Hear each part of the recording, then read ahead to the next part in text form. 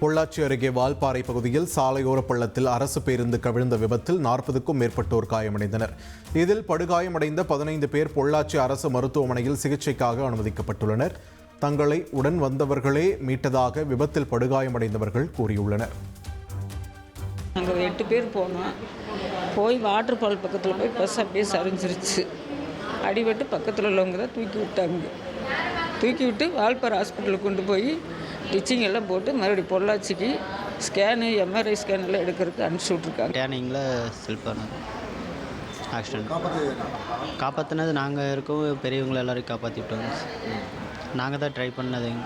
திடீர்னு 33வது பெண்டுக்கு கொஞ்சம் முன்னாடி வரும்போது வண்டி கொஞ்சம் ஸ்பீடாக ஓடிச்சு. ஸ்பீடாக நினச்சி பார்க்குற நேரத்தில் வண்டி பள்ளத்துக்குள்ளே கலந்துருச்சு.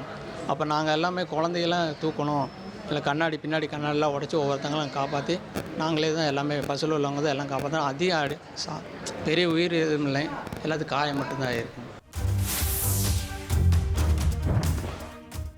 சேலம் மாவட்டம் வாழப்பாடி அருகே ஏரியில் மூழ்கி +2 முடித்த மாணவன் உயிரிழந்த சம்பவம் சோகத்தை ஏற்படுத்தியுள்ளது. சின்னமநாயக்கன் பாளையத்தில் உள்ள ஏரியில் நண்பர்களுடன் குளித்த 17 வயது சிறுவன் திடீரென நீரில் மாயமானதாக தெரிகிறது.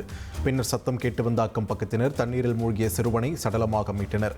12ஆம் வகுப்பு படித்து 456 மதிப்பெண்களுடன் கல்லூரியில் சேருவதற்காக காத்திருந்த சிறுவன் உயிரிழந்ததைக் கண்டு குடும்பத்தினர் கதறி அழுதனர்.